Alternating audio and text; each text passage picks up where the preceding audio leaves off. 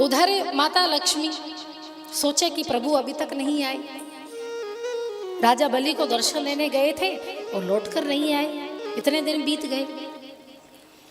तो नारद जी मिल गए।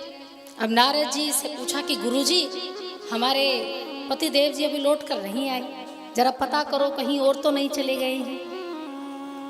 नारद जी ने कहा वो तो गए, अब नहीं लौट कर आएंगे, इंतजार करती रहो।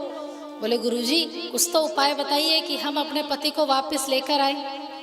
बोले देवी जी, एक बार भगवान भक्त के वश में हो जाए तो उनको इतनी आसानी से नहीं ला सकते। माता लक्ष्मी ने कहा गुरुजी ऐसा मत कीजिए, हमारी जो सेवा है वो अधूरी रह जाएगी, हम अपने पति की सेवा कैसे करेंगे। अब तो प्रभु को अपना कार्य भी संभालना है, तो कुछ ऐसा बताइए कि हमारे पति देव जी हमारे साथ वापस लौट आए। तब नारद जी ने माता लक्ष्मी को उपाय बताया कि देवी आपको दरिद्री भिक्षुणी बनना पड़ेगा। अब खूब लक्ष्मी की देवी हैं, खूब धन धान्य आभूषणों से लदी, ऐसी माता लक्ष्मी को नारद जी ने फटी हुई धोती पहना दी। महाराज बोले भिक्षुणी बनो, ये जो गहने वहने पहने ना सब उतार दो। बोले गुरुजी हमें तो ये बड़े अच्छे लगते, यही तो हमारी शोभा बढ़ाते हैं। बोले पति चाहिए कि नहीं चाहिए? बोले पति तो चाहिए। बोले तो ऐसा करना पड़ेगा, इतना तो त्याग करना पड़ेगा। अब माता लक्ष्मी वस्त्र पहनकर आई तो महाराज जगह जगह उसमें छेद है। जो साड़ी उन्होंने पहनी थी उसमें जगह जगह छेद बने हुए। अब नारद जी ने खूब बढ़िया वृत्तांत बताया, वहां जाना है, द्वार पर खूब रोना है। राजा बलि तुमसे पूछेंगे क्यों रो रही हो, तो कह देना मेरा भाई नहीं है। राजा बलि को भाई बनाना और उपहार में उनसे अपने पति को मांग लेना। लक्ष्मी जी को खूब पट्टी पढ़ाई, सब सिखाकर समझाकर अब माँ लक्ष्मी जाने को तैयार हो गई। महाराज इतने सारे द्वार है राजा बलि के लोक के, बाहर द्वार पर गई और खूब जोर जोर से रोने लगी। रोए। अब द्वार पे जो द्वारपाल खड़ा था, क्योंकि प्रभु तो अंदर वाले द्वार पर थे, अब द्वारपाल ने पूछा कि देवी क्यों रो रही? बोले हमें बड़ा भारी दुख है। बोले तो क्या दुख है बताइए, धन चाहिए, घर परिवार, जो मकान बंगला गाड़ी जो चाहिए वो तुम्हें मिलेगा। बोले ये कुछ नहीं चाहिए, अपने राजा को बुलाकर लाओ, हम उनसे मांगेंगे। द्वारपाल गए, राजा बलि से कहा कि महाराज आपसे कोई मिलने के लिए आया है। राजा बलि आए। अब राजा बलि को देख कर माँ लक्ष्मी और जोर जोर से रोई। बोले देवी बताइए आपको क्या चाहिए, आप क्यों रुदन कर रही हैं? माँ लक्ष्मी ने कहा कि राजन मेरा कोई भाई नहीं है, मैं अभागिन हूँ, मैं भाई से विहीन हूँ। मुझे भाई मिल जाए तो मेरे जीवन की जो अंतिम इच्छा है वो मेरी पूरी हो जाए।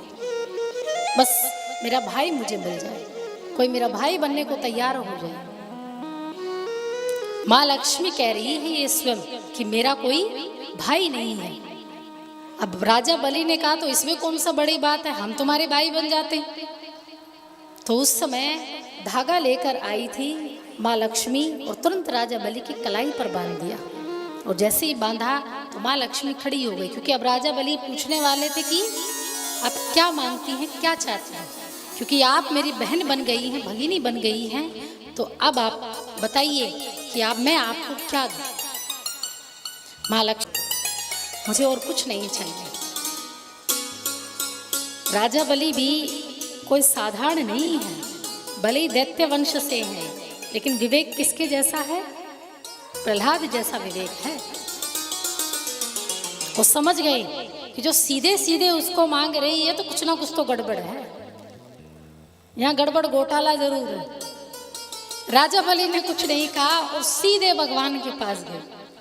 भगवान के पास गए, प्रभु को कहा कि प्रभु अब ये भाव रखे रख कर दान दीजिएगा कि मैं नहीं दे रहा हूँ, मेरा परमात्मा मुझे दे रहा है।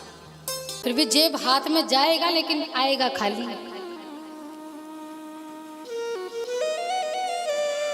महाराज एक भक्त था, और वो भक्त कंजूस बड़ा था। तो एक बार मंदिर गया और मंदिर जाकर भगवान से कहा कि प्रभु मेरी मन्नत है, मेरी मनोकामना है, वो पूरी करवा दो तो 100 रुपये तुम्हें भी चढ़ा देंगे, 100 रुपये आपको भी चढ़ा देंगे, तो थोड़ा ये मन्नत है ये पूरी कर दो। अब भगवान तो दयालु हैं, अब भगवान सबकी मनोकामनाएं पूरी करते हैं और संयोग से उसकी भी मनोकामना पूरी हो गई। और मनोकामना पूरी हुई तो बात आई से इतनी जल्दी थोड़ी ना छूटते।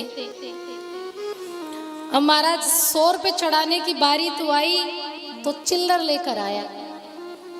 चिल्लर जानते हैं, खुले पैसे जिसको बोलते, सिक्के जिसको बोलते। अब एक एक के सिक्के 100 सिक्के मुट्ठी में भरे और भगवान को देने के लिए सोचा कि अब तो देना पड़ेगा, क्योंकि आगे भी बात मनवानी है, आगे कोई मनोकामना मांगेंगे हैं तो फिर पूरी होगी तो होगी उसकी। अब इतने में एक और भक्त, वो उससे भी महान, उसने देखी है सारी लीला, वो उससे भी बड़ा महाकंजूस। अब उसने क्या किया, उसने अब चिल्लर नहीं लिए, चिल्लर तो पहले वाले वक्त ने, अब इसने 10-10 के नोट महाराज खूब इकट्ठे कर रखे। अब उसने भी कोई मन्नत अब कभी मांगी होगी तो वो भी पूरी हुई, तो मंदिर में आया तो माँ कंजूस इतना प्रभु को कहा कि प्रभु देखो ये जो आपका भक्त था इसने तो भेद प्रकट कर दिया, लकीर खींचकर भक्त और भगवान के बीच लकीर खींच दी, लेकिन मैं ऐसा भक्त नहीं हूँ, मैं तो आपको पूरे के पूरे लुटा दूंगा।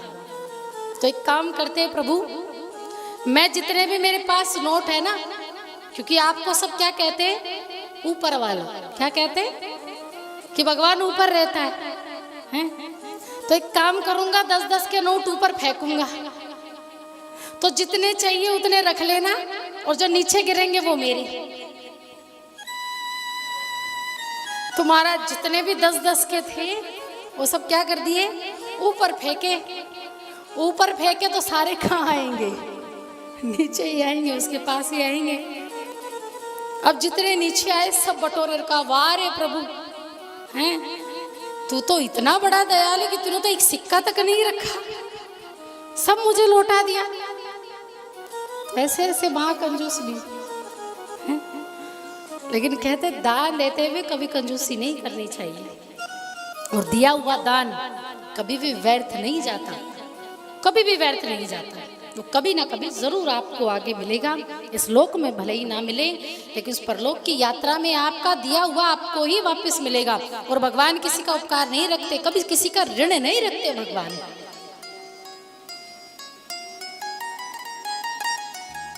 वो धरती को भी अगर एक बीज देते हैं ना तो बदले में भी आपको 100 गुना देते हैं। धान है, गेहूं है, अब एक दाना डालिए बदले में कितने मिलेंगे, 100 एक बाली में जरूर मिलेंगे। तो वो तो कई गुना होकर देता है, तो यही विचार करके दीजिए।